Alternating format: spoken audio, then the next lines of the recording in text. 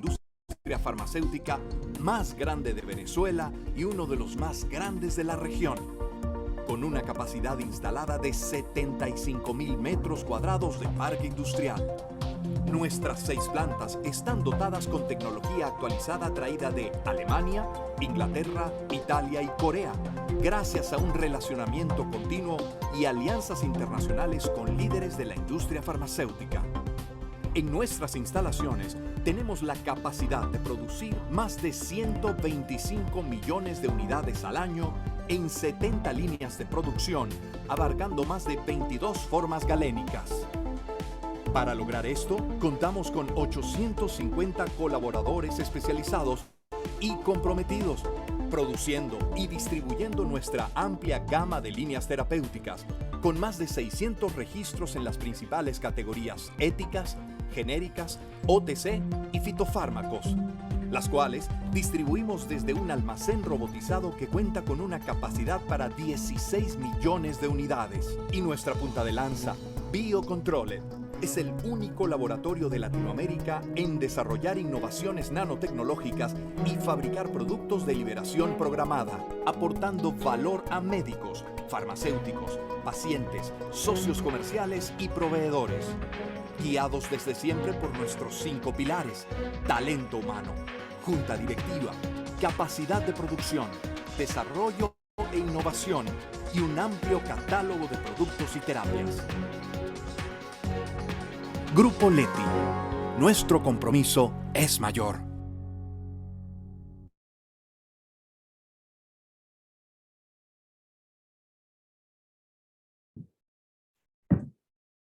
Muy buenas noches, tengan todos los colegas presentes, sean todos y todas bienvenidos.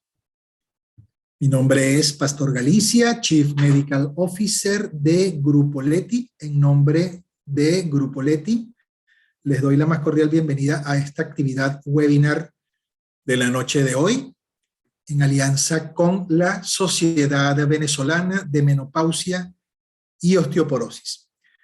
Con ellos vamos a ir de la mano directamente con nuestra conferencista de hoy, la doctora Liliana Fung, quien nos va a conversar del tema enfermedad hepática grasa asociada a disfunción metabólica. La doctora Fung es médico internista, endocrinóloga, jefe del Servicio de Endocrinología del Hospital Universitario de Caracas, directora del programa de especialización en endocrinología y metabolismo de la Universidad Central de Venezuela y presidente de la Sociedad Venezolana de Menopausia y Osteoporosis.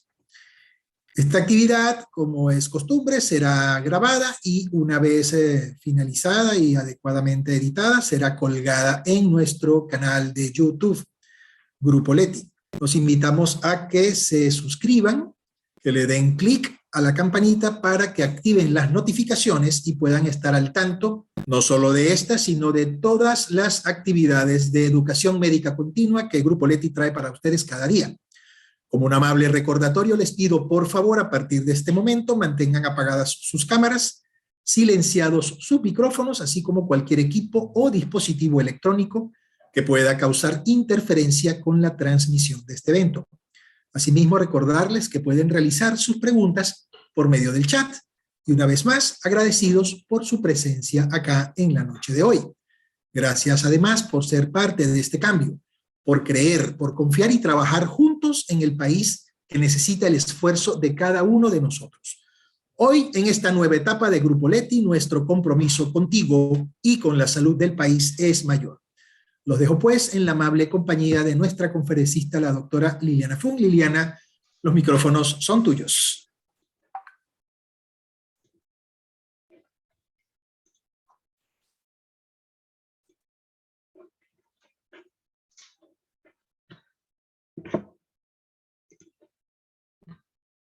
Muchísimas gracias, buenas noches, gracias a todos por su asistencia, gracias Pastor por tu presentación. Como bien lo comentaste, hoy vamos a hablar de un cambio de terminología, que es la enfermedad hepática grasa asociada a la disfunción metabólica. quiero agradecer al grupo Leti por su apoyo para la realización de esta actividad. En relación a declaración de conflicto de intereses, no tengo ningún conflicto de interés relacionado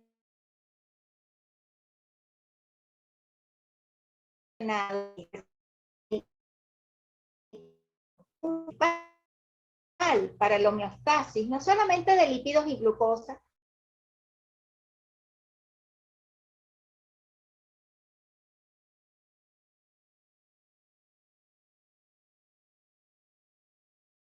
también de las proteínas, y es el foco de la cardiométrica. La evolución de la es así como, como lo vamos a ver antes, se cambió el nombre de enfermedad grasa no alcohólica, enfermedad grasa asociada, principalmente para destacar de los factores en el desarrollo de esta enfermedad. Como podemos observar en el gráfico, esta ha sido la evolución de la terminología asociada al hígado graso, inicialmente descrita por Addison en el año 1836. En el año 1986 se comienza a utilizar el término de enfermedad hepática grasa no alcohólica. Ya en el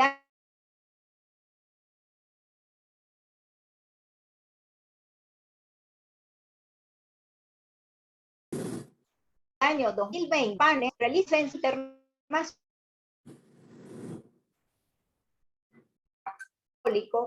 a enfermedad de hepatopatía crónica.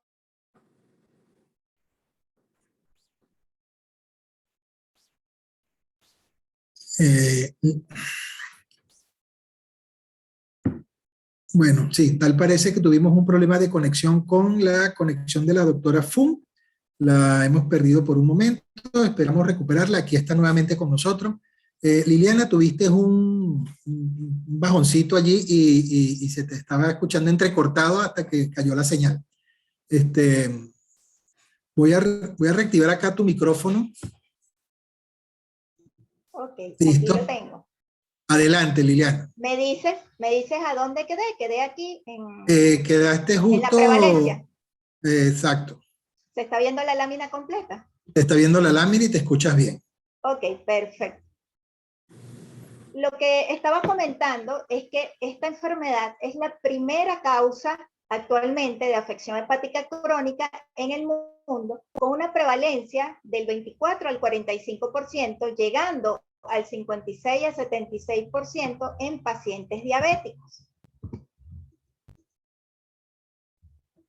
En Latinoamérica, esta enfermedad afecta al 31% de la población, con mayor prevalencia en Brasil, seguido de Colombia, México, Chile y México. Sin embargo, es probable que se subestime su prevalencia debido a la creciente incidencia de diabetes tipo 2, obesidad y enfermedad hepática crónica, incluida la cirrosis hepática y el carcinoma hepatocelular en estos países. La enfermedad hepática grasa asociada a la disfunción metabólica tiene una fuerte asociación con los factores que constituyen el síndrome metabólico, aumentando considerablemente su prevalencia en este grupo de pacientes. Una revisión sistemática y un metaanálisis publicados recientemente mostraron que la prevalencia global estimada de esta enfermedad en adultos con sobrepeso y obesidad es del 50,7%, con una prevalencia más alta en hombres comparado con las mujeres. Sin embargo, no todos los obesos son metabólicamente de tal forma que es muy importante la influencia de factores mentales, la genética, así como Liliana, disculpa que te vuelva a interrumpir, pero te estás escuchando nuevamente entrecortada. Entonces, tal vez si pudieras apagar tu video, pues probablemente la señal mejore un poquito.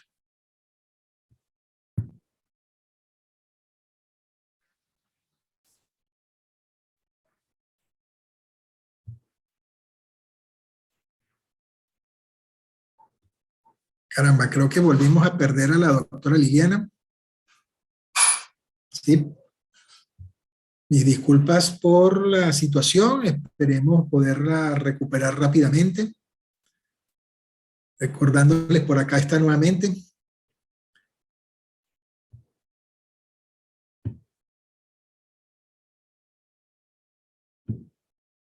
Listo. Liliana, una sugerencia de pronto para tratar de mejorar tu señal. ¿Pudieras de pronto apagar tu la cámara? cámara. Sí, Sí, eso sí. te voy a hacer. Ok, Dale. disculpen, pero bueno, no sé qué pasa hoy que tenemos bastante problema de conexión. Como les venía comentando, ¿me escuchan bien, Pastor? Perfectamente, Lili. Ok. Esta enfermedad tiene una fuerte asociación con los factores que constituyen el síndrome metabólico y su prevalencia es más alta en relación a sobrepeso y obesidad y es mayor en hombres comparado a las mujeres. Otro que es importante es que no todos los obesos son metabólicamente no saludables, ni los delgados son metabólicamente saludables. La distribución de la grasa, la funcionalidad del tejido adiposo y la resistencia a la insulina en la fase.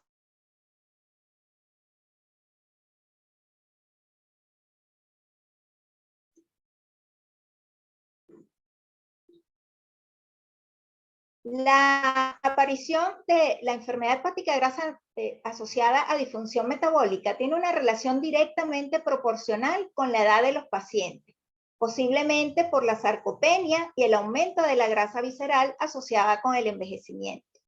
La enfermedad cardiovascular es la principal causa en estos pacientes y el hepatocarcinoma está en el segundo lugar. Muy importante tener en cuenta el aumento de la prevalencia con la edad, sobre todo tenerla en relación principalmente en la menopausia. Aquí podemos observar los criterios diagnósticos que se utilizan para el diagnóstico del hígado graso no alcohólico, es decir, la tecnología que se utilizaba anteriormente, que requería la presencia de esteatosis hepática, sin embargo, en ausencia de consumo significativo de alcohol o en ausencia de otros fármacos o enfermedades que se asociaran a enfermedad hepática grasa. Sin embargo, en la mayoría de los pacientes con hígado graso no alcohólico, se encontró que este se asocia comúnmente con comorbilidades metabólicas como la obesidad, el síndrome metabólico, la diabetes tipo 2 y la dislipidemia.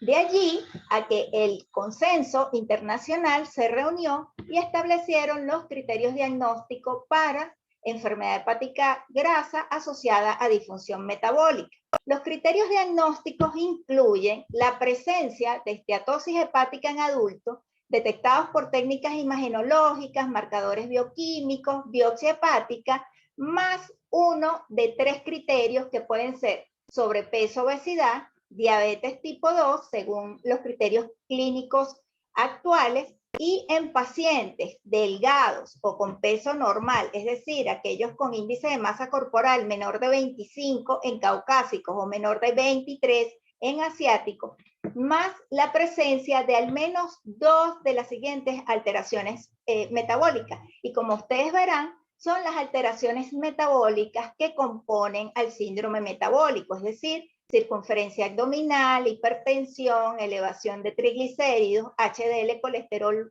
bajo, prediabetes, recordemos, glucosa en ayunas entre 100 a 125 o glucosa postcarga a las 2 horas entre 140 a 199 o una hemoglobina glicosilada entre 5,7 a 6,4%. También para los criterios diagnósticos se puede utilizar el OMA, que es el modelo homeostático para la evaluación de resistencia a la insulina, con un punto de corte positivo mayor o igual a 2.5. Y también la presencia o los niveles de proteína C reactiva de alta sensibilidad mayor de 2 miligramos por litro. Es importante tener presente que el consumo excesivo de alcohol y la presencia de otras enfermedades hepáticas que favorecen el desarrollo de esteatosis no descartan el diagnóstico de hígado graso asociado a disfunción metabólica. De tal forma que el hígado graso o la terminología que utilizaba, el no alcohólico, incluía los términos de esteatosis hepática y NASH, mientras que el término que se está utilizando recientemente va a englobar todo el espectro, esteatosis, esteatopatitis y los diferentes grados de fibrosis hepática. También el consenso internacional desarrolló los criterios para la cirrosis relacionada al hígado graso asociado a disfunción metabólica. Y estos incluían la presencia de, digamos, aquellos pacientes con cirrosis en ausencia de histología típica quienes cumplían al menos uno de los siguientes criterios, bien sea evidencia presente o pasada de factores de riesgo metabólico con documentación de enfermedad hepática grasa asociada a disfunción metabólica en una biopsia previa o un estudio de imagen previo. De tal forma que tanto la enfermedad hepática grasa no alcohólica como la enfermedad hepática grasa asociada a disfunción metabólica, es decir, los dos términos van a compartir similitudes y diferencias. Aquí vamos de hecho, parte de ellos se superponen. Aquí solamente vamos a tener los pacientes en los cuales no van a tener hígado graso, pero no vamos a conseguir alteraciones metabólicas u otras etiologías de enfermedad hepática. Recordemos que la terminología no alcohólica se usa fundamentalmente para excluir el consumo significativo de alcohol en la mujer, así como también en el hombre. Y aquí podemos tener estos pacientes que se añaden según los criterios que les comenté anteriormente, donde los pacientes deben tener documentación de esteatosis, más alteraciones metabólicas, y se puede incluir otras etiologías como el alcohol, los virus y otras enfermedades hepáticas. Es decir, que cuando se usa el término asociado a disfunción metabólica, es un término de inclusión, mientras que se utiliza el término no alcohólico, es un término fundamentalmente de excluir otras causas de hígado graso. En un estudio transversal reciente de la General de Estados Unidos, se estimó que la prevalencia de ambas patologías fue similar, con un promedio de 37,1 y 39,1 respectivamente. ¿Cuáles son las implicaciones clínicas del cambio de la terminología? Que actualmente lo que se busca es tener presente que la enfermedad hepática grasa es la manifestación hepática de una afectación sistémica, como es la disfunción metabólica. Aunque la nueva definición ha sido propuesta por un panel de expertos internacionales de 22 países, esta nueva nomenclatura aún no es aceptada por algunas asociaciones científicas como la Asociación Americana y Europea para el Estudio de las Enfermedades Hepáticas. Aunque su importancia se ha evaluado en varios entornos clínicos, pocos estudios han investigado el valor pronóstico de esta enfermedad en comparación con la terminología anterior. En particular, una serie de estudios han proporcionado evidencia de que los criterios asociados a disfunción metabólica son más efectivos que los criterios asociados a hígado graso no alcohólico cuando se trata de identificar pacientes con fibrosis significativa, así como enfermedades renales y cardiovasculares crónicas, incluidos aquellos con enfermedad de hígado graso y otras enfermedades hepáticas concomitantes. De tal forma que el principal factor evolutivo y predictor de morbimortalidad en estos pacientes es la presencia de fibrosis hepática. Y no solamente con morbimortalidad hepática, sino también extrahepática. Recordemos que la principal causa de mortalidad es el riesgo o la enfermedad cardiovascular. Aquí podemos observar la historia natural de la enfermedad hepática grasa asociada a disfunción metabólica, que incluye cada uno de los componentes mencionados anteriormente, la esteatosis, la esteatopatitis y los diferentes estadios de fibrosis. Aunque los mecanismos que conducen al desarrollo y progresión de esta enfermedad no se conocen completamente, está ampliamente aceptado que los eventos iniciales son dependientes del desarrollo de obesidad y resistencia a la insulina. Sin embargo, no todos los pacientes con esta enfermedad tienen obesidad o tienen resistencia a la insulina, por lo que los factores ambientales, es decir, la alimentación, el estilo de vida, la actividad física, en conjunto con factores epigenéticos y predisposición genética, van a determinar el desarrollo de esta enfermedad. Y recientemente se han realizado muchísimos estudios en relación a estos campos de la nutrigenética que interviene, digamos, estudia lo que es la influencia de la variabilidad genética en respuesta a los nutrientes, y también estos nutrientes influencian la expresión genética, también acompañados de mecanismos epigenéticos, que es el área de la nutrigenómica. Es muy importante que tengamos presente que esta es una enfermedad cuya fisiopatología es la disfunción metabólica. Por lo tanto, los nutrientes van a tener tanto micro como macronutrientes un efecto importante en la fisiopatología de esta enfermedad. Hay numerosas variantes genéticas que conllevan a mayor susceptibilidad de desarrollo de esta enfermedad, y estas variantes genéticas tienen que ver con el metabolismo de lípidos, con la lipogénesis y el metabolismo de glucosa, con la inmunidad innata, señalización de la insulina, estrés oxidativo y fibrogénesis. De tal forma que, como vemos, la fisiopatología es compleja, es multifactorial, donde interviene el tejido adiposo, el músculo esquelético. Importante también el papel del intestino en relación a la disbiosis, que es la alteración de la composición de la microbiota. Todo esto va a aumentar endotoxinas, aumenta la permeabilidad intestinal, y lo que se va a traducir en un aumento de la lipogénesis de nuevo en el hígado, alteración de la oxidación de ácidos grasos libres, disfunción mitocondrial, alteración de la secreción hepática de triglicéridos, y todo esto va a conllevar a resistencia a la insulina hepática, inflamación, fibrosis y aumento del riesgo de carcinogénesis. De tal forma que en este gráfico podemos evidenciar el concepto de enfermedad hepática grasa como enfermedad metabólica sistémica. Es así donde tenemos cada uno de los principales componentes en la fisiopatología de este rompecabezas, como lo es la dieta no saludable, la falta de ejercicio o sedentarismo, factores ambientales, el desequilibrio de la inmunidad innata y adaptativa, la inflamación, la genética y la epigenética, así como también la disbiosis en relación a la microbiota intestinal. Todo esto va a conllevar a un mayor aumento del riesgo y de enfermedad cardiovascular, e incluso recientemente se han estudiado mucho lo que son las manifestaciones extrahepáticas emergentes de la enfermedad hepática grasa, donde están las periodontitis, la osteoporosis.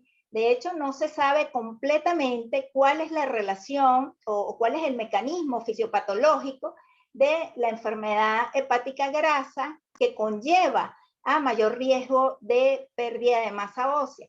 Se ha planteado que tal vez tenga que ver con el estado inflamatorio que se observa en esta enfermedad, como ese aumento de interleuquina, C y factor de necrosis tumoral alfa, que puede predisponer a pérdida de masa ósea. Recordemos que estos que también son pacientes con obesidad, con resistencia a la insulina, donde se ha demostrado que existe hipovitaminosis D, de tal manera que esto también es uno de los mecanismos fundamentales que contribuye a la pérdida de masa ósea y mayor riesgo de fractura. También se ha relacionado con la litiasis renal, e incluso hay endocrinopatías asociadas a esta enfermedad, como el hipotiroidismo, el síndrome de ovario poliquístico y la disfunción sexual. La mayoría de los pacientes que tienen enfermedad hepática grasa asociada a disfunción metabólica están asintomáticos, y la sospecha de esteatosis viene dada por un hallazgo casual analítico dentro de un examen de salud, por una alteración del perfil hepático o bien por una alteración en la morfología o en la cogenicidad hepática detectada por un estudio de imagen que usualmente es realizado por otro motivo. Según la guía de práctica clínica de la Asociación Latinoamericana para el Estudio del hígado, actualmente no hay consenso para recomendar su pesquisa en la población general debido a la baja rentabilidad de esta práctica y a los riesgos asociados a las pruebas invasivas. Sin embargo, en quienes se recomienda características del síndrome metabólico, con sobrepeso, obesidad, con diabetes tipo 2, con elevación persistente de enzimas que tengan más de 50 años. La ecografía abdominal es el método inicial recomendado para determinar la presencia de esteatosis debido a su amplia disponibilidad, bajo costo y seguridad. La principal desventaja es que tiene una sensibilidad limitada para la detección de esteatosis si esta es leve o en pacientes que tengan un índice de masa corporal por encima de 40 kilos por metro cuadrado, además de que no permite diferenciar entre esteatosis simple y esteatohepatitis. La biopsia hepática es el método de elección para diagnosticar enfermedad hepática grasa y para distinguir entre esteatosis simple y esteatohepatitis, permitiendo clasificar la enfermedad según el grado de actividad y el estadio de fibrosis. Sin embargo, como todos sabemos, la biopsia es un método invasivo con riesgo potencial de complicaciones, por lo que se han desarrollado métodos no invasivos para el diagnóstico. Dentro de estos métodos podemos tener dos grandes grupos, que son los marcadores biológicos o séricos, que permiten evaluar los tres componentes histológicos, como son la esteatosis, la inflamación y la fibrosis. Y tenemos los marcadores físicos o radiológicos, en donde están la elastografía de transición, el FibroScan, y la elastografía por resonancia magnética. Aquí observamos en esta tabla los índices bioquímicos para la predicción de esteatosis hepática, donde los más usados por su sensibilidad son el índice de hígado graso, el índice de esteatosis hepática. También hay marcadores séricos para esteatohepatitis que se relacionan con las vías fisiopatológicas de la enfermedad, es decir, apoptosis, inflamación y estrés oxidativo. Dentro de estos, el más estudiado es la citoqueratina 18 fragmentada. Sin embargo, todavía hay mucha evaluación de estos marcadores para su uso en la práctica clínica diaria. Aquí podemos observar en esta tabla los índices para la evaluación de fibrosis hepática, en donde los más recomendados son la puntuación de fibrosis, el índice de fibrosis o FIB-4, que evalúa 4 componentes: edad, plaquetas y aminotransferasas; el APRI, que es la relación o el índice de relación AST y plaquetas; el EPAMEC, que también evalúa algunos parámetros bioquímicos indirectos, así como otras variables como edad, sexo y presencia de diabetes tipo 2. Sin embargo, actualmente se están realizando estudios con marcadores bioquímicos directos que miden los productos de la matriz extracelular, como son el panel aumentado de fibrosis, en donde se determina ácido hialurónico, el propéptido aminoterminal del colágeno tipo 3, metaloproteinasas de matriz y sobre todo también la determinación de moléculas o fragmentos del colágeno tipo 3, que es lo que más se está desarrollando y estudiando actualmente. Aquí podemos observar el valor diagnóstico en los puntos de corte alto de los principales índices serológicos de fibrosis avanzada en estos pacientes. Por ejemplo, para el FIB-4, utilizar un punto de corte mayor o igual a 3.2 tiene una especificidad de 86% para el diagnóstico de fibrosis avanzada. Es importante tener presente que estos marcadores de fibrosis constituyen una primera aproximación para la exclusión de fibrosis significativa en estos pacientes. Si los resultados son sugestivos de fibrosis significativa, se debe ampliar el estudio mediante otros métodos, bien sea radiológicos, bioquímicos y o biopsia, y es importante tener en cuenta que los marcadores pueden verse alterados por causas ajenas a la hepatopatía metabólica. Aquí podemos observar un algoritmo sencillo para el uso de estos marcadores de fibrosis en pacientes en quienes estemos sospechando de enfermedad hepática grasa de origen metabólico. Los recomendados aquí el FIB-4 y el NFS. Vemos sobre todo que para el FIT4, si tenemos un riesgo intermedio, es decir, si el valor está mayor o igual a 1.3 y sobre todo mayor o igual a 2.67, es importante complementar con estudios imagenológicos, en este caso la elastografía y evaluación especializada.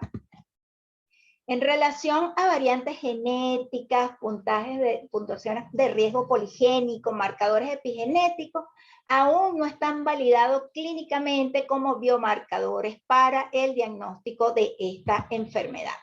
Lo que sí se está desarrollando es el uso de los factores metabolómicos como biomarcadores, es decir, la integración de lo que llamamos las ciencias ómicas, microbiómicas, epigenómicas, metabolómicas, genómicas, entre otros, para desarrollar nuevos biomarcadores, para entender mejor la fisiopatología de esta enfermedad y para el desarrollo de nuevos agentes terapéuticos, lo que permitirá un tratamiento dirigido personalizado. En relación al tratamiento, la enfermedad hepática grasa asociada a disfunción metabólica como nuevo concepto aún carece de evidencia directa y sólida de las investigaciones farmacéuticas. Hasta la fecha no existen medicamentos específicos aprobados para su tratamiento. La mejoría de la fibrosis hepática se ha convertido en un indicador importante para evaluar la eficacia del fármaco. Afortunadamente, no existen tratamientos efectivos para revertir la fibrosis asociada a esta patología. Aquí podemos resumir el uso, digamos, los efectos en relación al tratamiento. Lo que se busca es lograr disminución de la esteatosis, de la inflamación y reversión de la fibrosis a través de la pérdida de peso, reducción del riesgo cardiovascular y sobre todo mejoría en relación al metabolismo lipídico, a la sensibilidad a la insulina y al control de la glucosa. Por lo tanto, el abordaje terapéutico debe ser multidisciplinario, debe incluir a médicos inclusive de atención primaria para la evaluación en el sentido de cuando llegan estos pacientes inicialmente a la consulta en relación a su alta prevalencia en pacientes con componentes del síndrome metabólico. Debe incluir nutricionistas, endocrinos, gastroenterólogos, hepatólogos, terapia cognitivo-conductual también es muy importante, porque la terapia más efectiva es la reducción de peso.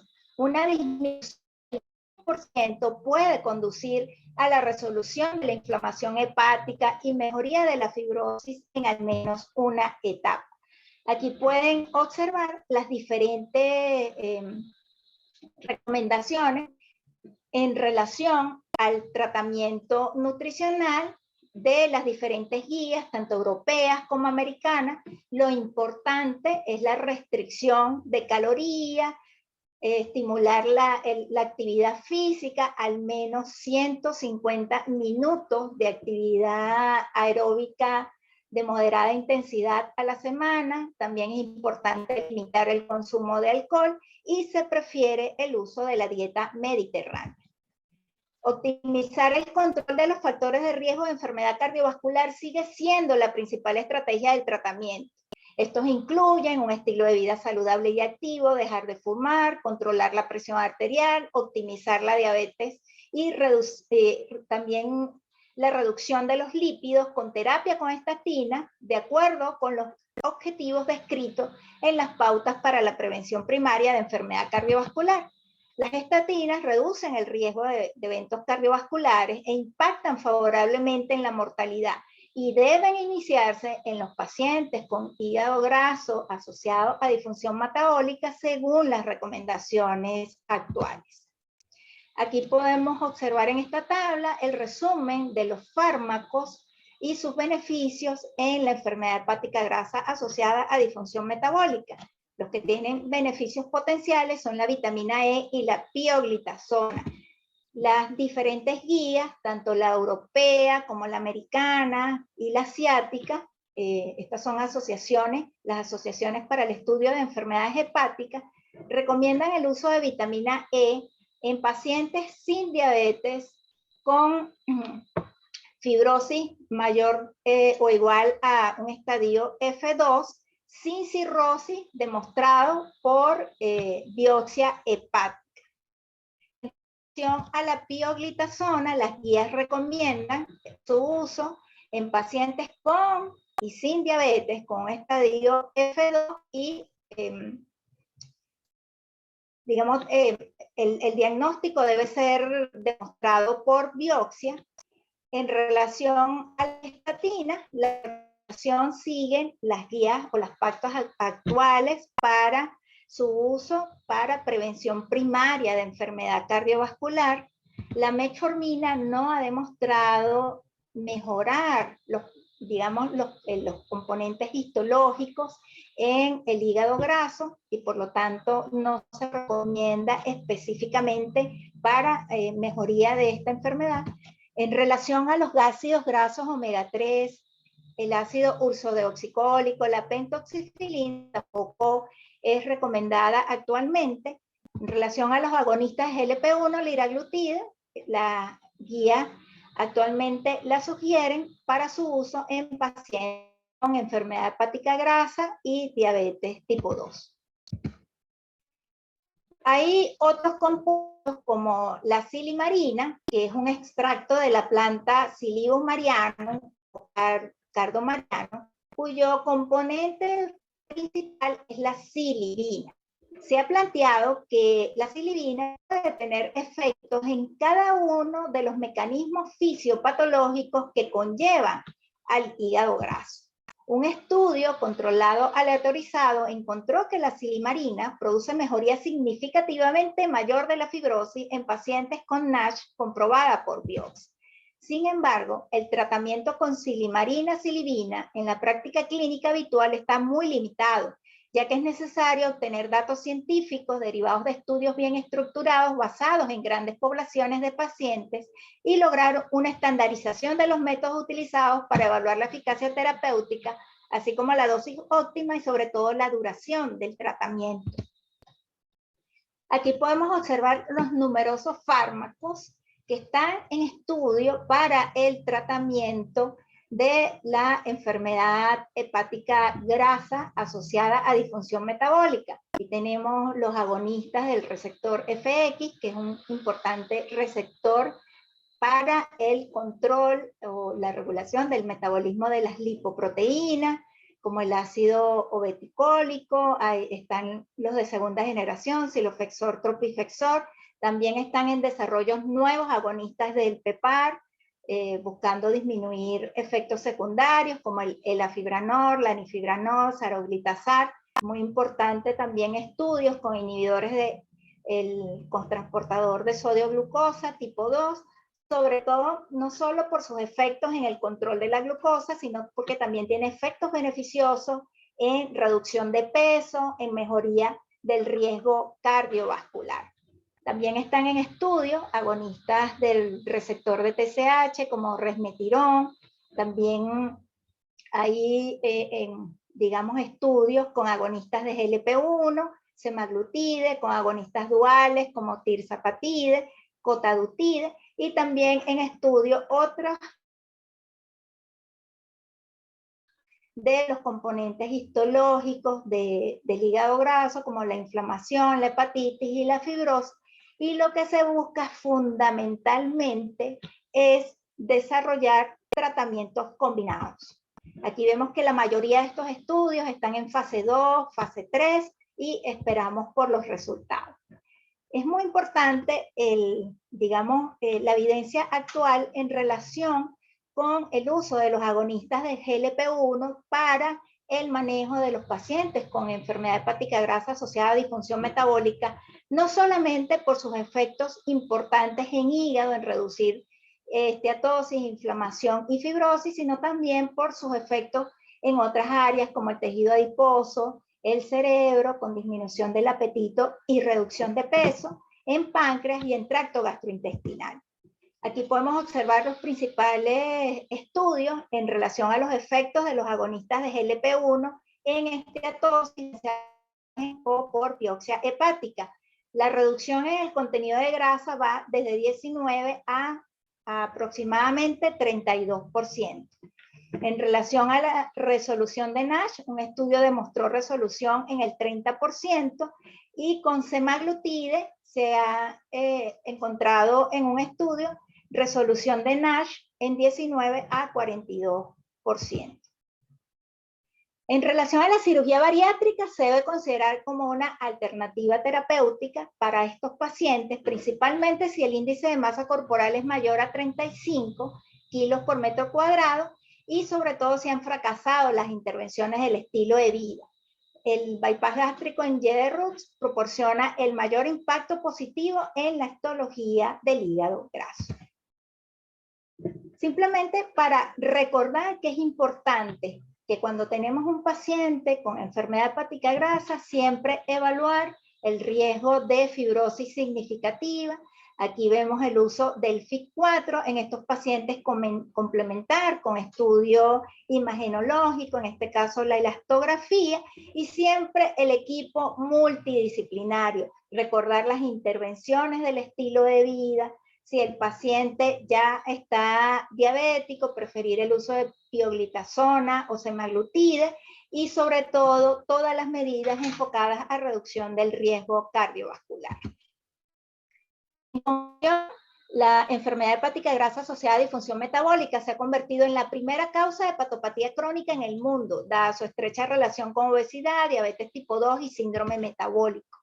Los principales factores que determinan su progresión son la presencia de inflamación y especialmente fibrosis. Y recordemos que este factor se ha relacionado con morbimortalidad tanto de causa hepática como de causa extrahepática.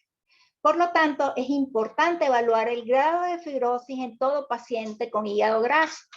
En este contexto, los marcadores séricos nos ayudan a la identificación no invasiva y fácilmente accesible de los pacientes con un potencial de riesgo de enfermedad hepática avanzada. Es importante el papel de la genética, la epigenética, la microbiota y la metabolómica en la patogénesis de la enfermedad para que proporcione una vía para identificar y desarrollar nuevos biomarcadores. El tratamiento consiste en modificaciones del estilo de vida y mejorar la condición metabólica basal. Actualmente se encuentran en estudios nuevos fármacos que buscan interferir con la inflamación y el desarrollo de fibrosis hepática. El manejo incluye además el control del riesgo cardiovascular y de otras enfermedades concomitantes. De allí la importancia de la necesidad de desarrollar equipos multidisciplinarios para la evaluación integral de los pacientes con enfermedad hepática grasa asociada a disfunción metabólica. Dado que la patogenia de la enfermedad del hígado graso, la obesidad y las enfermedades del metabolismo de la glucosa y los lípidos están estrechamente relacionadas, es importante seguir buscando mecanismos comunes para el desarrollo y enfoques terapéuticos de estas enfermedades. Muchísimas gracias por su atención.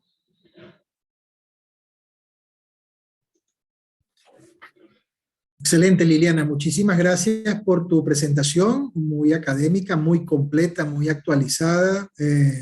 Realmente abres un abanico de inquietudes pues, para los que aún tenían en mente la anterior definición, para conocer que esto precisamente es una entidad clínica cuyo manejo requiere, por supuesto, el ser multidisciplinaria.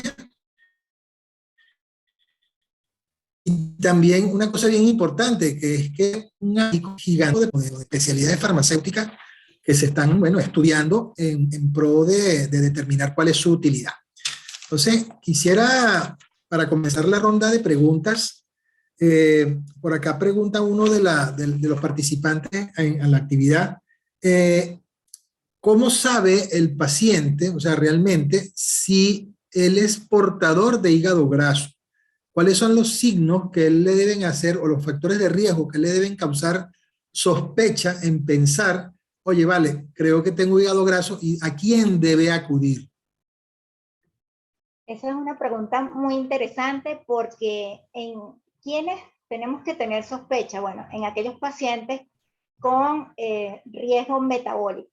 ¿Quiénes son? Pacientes quienes tengan sobrepeso, quienes tengan obesidad, quienes tengan alguna alteración del metabolismo de la glucosa, es decir, que tengan alguno de los componentes del síndrome metabólico. Vemos un paciente que ya tiene una circunferencia abdominal elevada, ya tiene antecedentes de enfermedad cardiovascular, o sea, es hipertenso, tiene ya un problema de dislipidemia. Ese es un paciente a quienes debemos, digamos, evaluar en búsqueda de si tiene enfermedad hepática grasa a través de, bien sean los métodos imagenológicos, ¿ok?, con los cuales vamos a demostrar la presencia de la esteatosis, y también evaluar si, a pesar de que inclusive cuando evaluamos algunos factores, por ejemplo, no es que mis transaminasas están normales o no las tengo elevadas, eso no es un factor que descarta la presencia de hígado graso. Hay que buscar otros marcadores como los que comenté, que nos ayudan sobre todo a determinar el riesgo o la presencia de fibrosis avanzada o significativa en estos pacientes. Vale, y precisamente esa era la siguiente pregunta. ¿Qué tan accesibles son para la población general estos marcadores en la actualidad? Aquí tenemos disponibles en algunos laboratorios, de hecho, te hacen el cálculo de ese índice, hacen el FIT4, ¿ok?, que es el índice que toma en cuenta 4 parámetros, como la edad, las plaquetas, AST y ALT. Y de hecho, te lo reportan y utilizan inclusive los rangos de referencia validados para establecer si el paciente tiene bajo riesgo o alto riesgo. Perfecto. Una pregunta del colega Ciro Quevedo, pregunta que si hay efecto de los agonistas LP1 en la enfermedad de hígado graso asociado a disfunción metabólica. ¿Los inhibidores de la DPP4 tendrían algún beneficio? No se ha demostrado que los inhibidores de la dipeptidilpeptidasa tipo 4, por ejemplo, sitagliptina, vilagliptina, tengan un efecto sobre todo en mejoría de la fibrosis, que es lo que se busca fundamentalmente con estos fármacos: mejorar la inflamación, prevenir el desarrollo de fibrosis o revertirla. Pero con inhibidores de DPP4 no está demostrado mejoría de los componentes, en forma significativa, de los componentes histológicos del hígado graso. Perfecto. Por acá una pregunta, dice que tú mencionabas que la vitamina E era uno de los productos, digamos, prometedores para el tratamiento de esta enfermedad, pero por acá hay un comentario de una colega que dice que es que ¿por qué se indica si esta se contraindica en pacientes diabéticos? ¿Eso es cierto? Yo no quise comentar mucho de la vitamina E en la presentación para que tuviéramos tiempo de hacerlo en esta sesión de preguntas y respuestas, pero existen muchas controversias en relación a la vitamina D, sobre todo controversias en el uso a largo plazo. ¿Por qué lo digo? Porque se ha reportado que la vitamina E pudiera estar asociada con el aumento del riesgo cardiovascular, principalmente en relación a lo que es enfermedad cerebrovascular hemorrágica. Y lo otro que también causa controversias es el aumento del riesgo de cáncer de próstata en hombres. Entonces, digamos que el uso de vitamina E, a pesar de que se recomienda por las guías, no se sabe exactamente la duración del tratamiento. Porque si recordamos, uno de los estudios que dio origen a esta recomendación de vitamina E fue el PIVENS, que fue un estudio que no solamente se usó vitamina E, sino que también se usó pioglitazona. Entonces ahí se demostró que la vitamina E mejora algunos componentes histológicos del hígado graso, pero no la fibrosis. Y el problema es la dosis, que la dosis que se utilizó en el estudio PIVENS era de 800 unidades internacionales al día. Entonces, por eso es que se han, digamos, establecido múltiples controversias en relación al tiempo, a los posibles eventos adversos a largo plazo con la vitamina E. Perfecto. Por acá otra de las preguntas dice, bueno, esto tú mencionaste en una tabla muy claramente que tal vez el principal abordaje terapéutico de inicio es la reducción de peso. Por acá pregunta, una de nuestras participantes, que cuáles serían estas recomendaciones en caso de diagnosticar la enfermedad en una persona que no tenga sobrepeso. Igual, recordemos que así sea delgado, igual no quiere decir que sea metabólicamente sano. Por eso es que es muy importante digamos, el tratamiento nutricional independientemente del peso. Recordemos que la disfunción tiene que ver con el metabolismo de lípidos, con el metabolismo de la glucosa, ¿ok? Independientemente del peso, siempre las recomendaciones nutricionales hay que hacerse, sobre todo para una alimentación saludable asociada a actividad física, ¿ok? Entonces, independientemente del peso, siempre el pilar del tratamiento de la enfermedad va a ser las modificaciones del estilo de vida. Okay. A ver, por acá preguntan, ¿cuál es la asociación o si existe alguna relación que puedas mencionar acerca de la enfermedad de hígado graso asociada a disfunción metabólica y el cáncer hepático? Sí, obviamente sí. Recordemos que todos estos cambios que se asocian a la acumulación de grasa en el hígado van a conllevar a inflamación, a fibrosis, a los diferentes estadios de fibrosis, a cirrosis, y obviamente todos esos factores carcinogénicos también aumentan, y en pacientes que ya tengan cirrosis, el riesgo de aparición de carcinoma hepatocelular es de aproximadamente 1 a 4% al año, es decir, sobre todo ya en los que tienen cirrosis. Por lo tanto, lo fundamental es evitar la progresión. A pesar de que es una progresión muy lenta, tenemos que desde el principio establecer todos los mecanismos en relación a la modificación del estilo de vida fundamentalmente para, digamos, alterar todos esos mecanismos fisiopatológicos que te conllevan a esos eventos finales. Excelente. Uno de los colegas participantes pregunta, o más bien comenta, que queda claro que la principal arma terapéutica es bajar de peso. Sí. De allí el efecto de la cirugía bariátrica.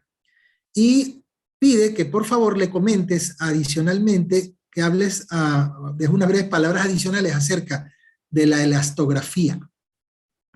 Sí, fíjense, obviamente esa no es mi especialidad como endocrinólogo, pero sí la elastografía se ha convertido actualmente, la elastografía de transición, como los métodos ideales recomendados. De hecho, hay otras modificaciones, hay elastografía con control de vibración, que es más del manejo especializado, ¿no? Por bien sea gastroenterólogo o hepatólogo. Pero sí, la elastografía tiene unos puntos de corte, y en base a los puntos de corte, porque lo que mide básicamente es la rigidez, ¿ok? Entonces, en base a esos puntos de corte es que se establece la presencia de fibrosis, y obviamente todo esto, si hay fibrosis, hay que abordar el paciente desde un punto de vista multidisciplinario. Correcto. También vi que lo mencionaste en una de las láminas, hablabas incluso de la dieta mediterránea, pero por acá uno de los colegas pregunta que cuál debería ser esa dieta ideal en el paciente con hígado graso.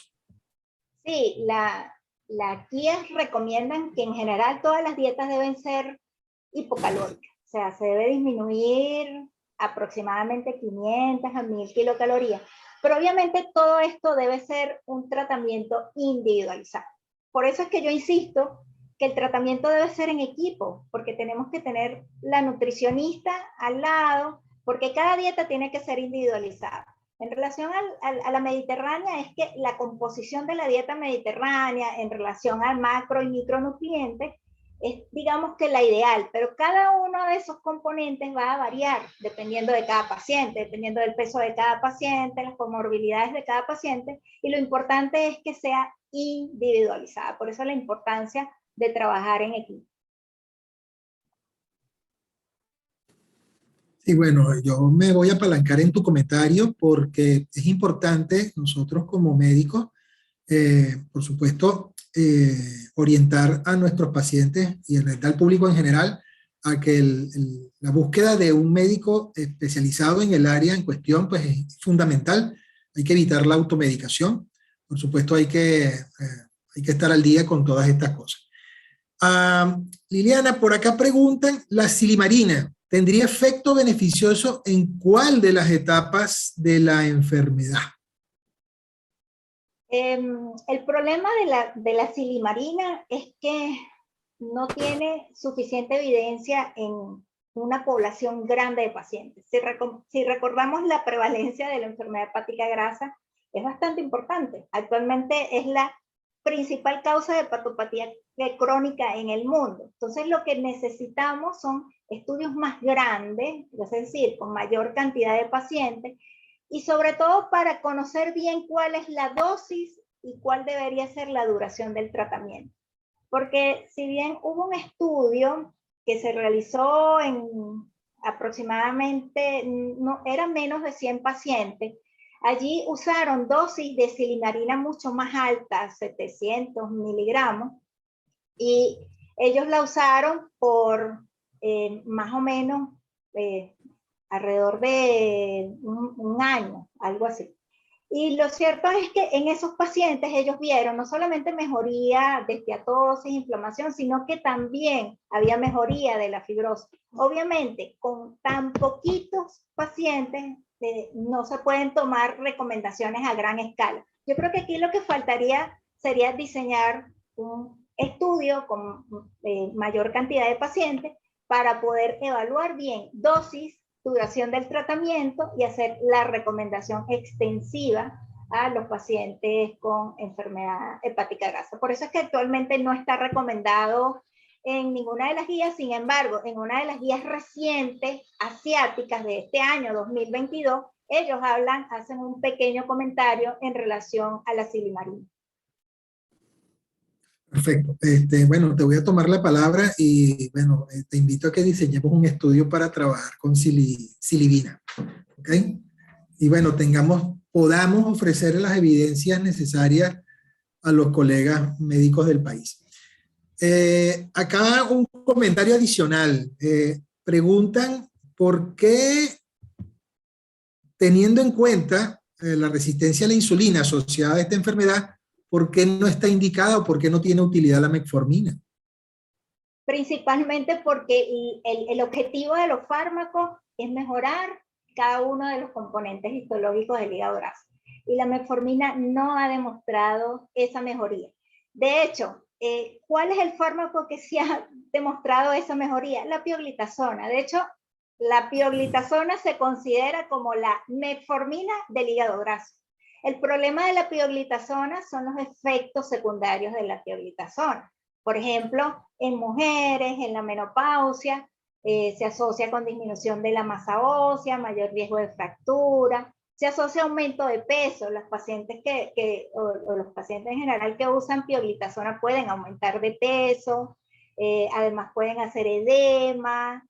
Entonces, digamos que los problemas de la pioglitazona están en relación a los efectos secundarios, pero eso es, digamos, como lo considera. O sea, la metformina del hígado graso es la pioglitazona. Perfecto.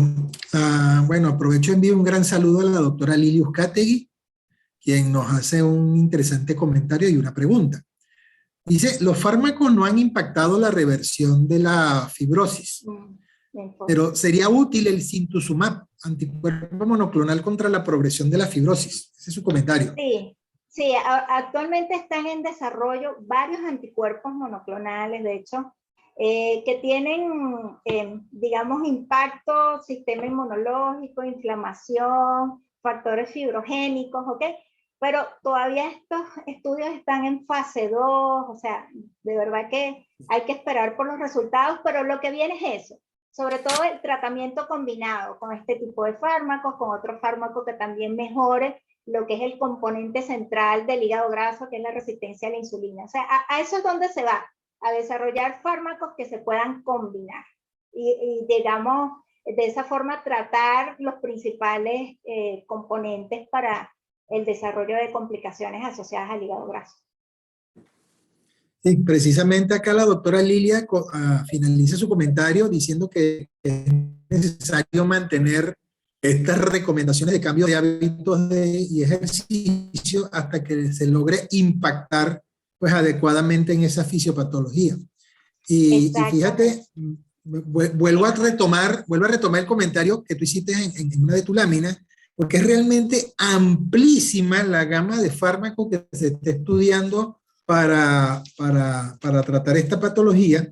De aquí que estoy totalmente de acuerdo contigo en que se requiere o se necesitan estudios controlados, aleatorizados, bien diseñados, para poder dar con, bueno, una indicación correcta, una medicación adecuada que logre verdadero impacto en esta enfermedad. ¿Ok? Y bueno, y te felicita, dice la doctora Ucati.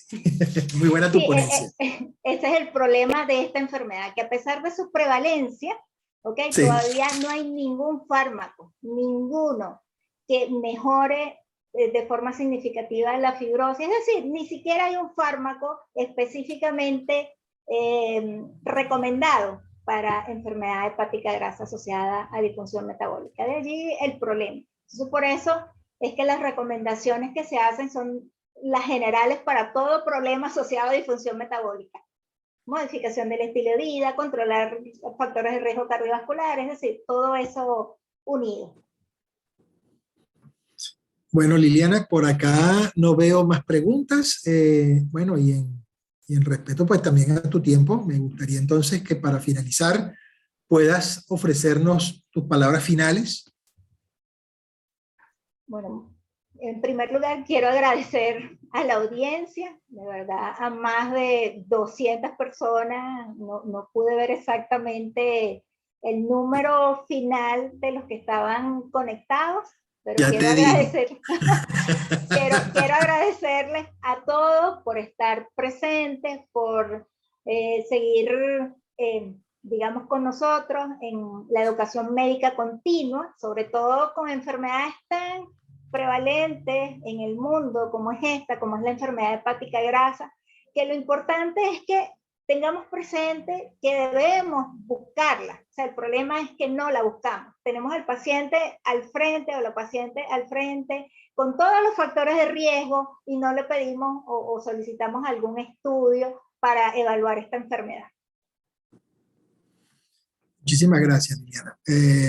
Yo quisiera, bueno, para despedir a la transmisión, decirle, pues fueron más de 235 personas que se conectaron hoy en la noche para poder escuchar tu conferencia, a quienes, bueno, además pido disculpas por los inconvenientes técnicos, pero bueno, estas son cosas que pasan. Favorablemente, pues estos inconvenientes fueron superados y todos pudimos disfrutar una extraordinaria, amena y muy académica conferencia de tu parte en la actualización de este tema que por todo lo que nos mencionaste es pues importantísimo.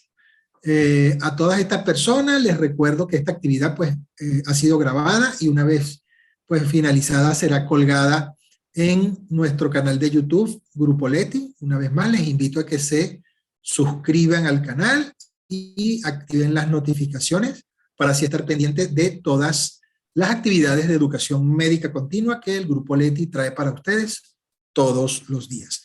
Será entonces hasta una próxima oportunidad. Mis felicitaciones a Liliana y mi agradecimiento por aceptar la invitación para participar. También a los colegas, invitarlos a que se unan a la Sociedad Venezolana de Menopausia y Osteoporosis, recordándoles que es una sociedad científica de carácter multidisciplinario, como multidisciplinarias son muchas de las entidades que en Sobemo estudiamos. A todos ustedes, una vez más, muchísimas gracias y será hasta nuestra próxima actividad. Gracias, Liliana. Nos vemos. Chao.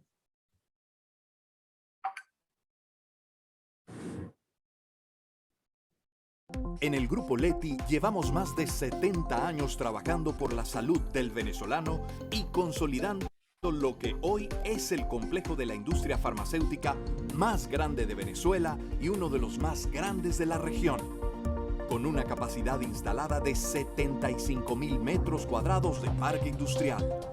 Nuestras 6 plantas están dotadas con tecnología actualizada traída de Alemania, Inglaterra, Italia y Corea, gracias a un relacionamiento continuo y alianzas internacionales con líderes de la industria farmacéutica. En nuestras instalaciones tenemos la capacidad de producir más de 125 millones de unidades al año en 70 líneas de producción, abarcando más de 22 formas galénicas. Para lograr esto, contamos con 850 colaboradores especializados y comprometidos, produciendo y distribuyendo nuestra amplia gama de líneas terapéuticas, con más de 600 registros en las principales categorías éticas, genéricas, OTC y fitofármacos, las cuales distribuimos desde un almacén robotizado que cuenta con una capacidad para 16 millones de unidades. Y nuestra punta de lanza, Biocontroller, es el único laboratorio de Latinoamérica en desarrollar innovaciones nanotecnológicas y fabricar productos de liberación programada, aportando valor a médicos, farmacéuticos, pacientes, socios comerciales y proveedores.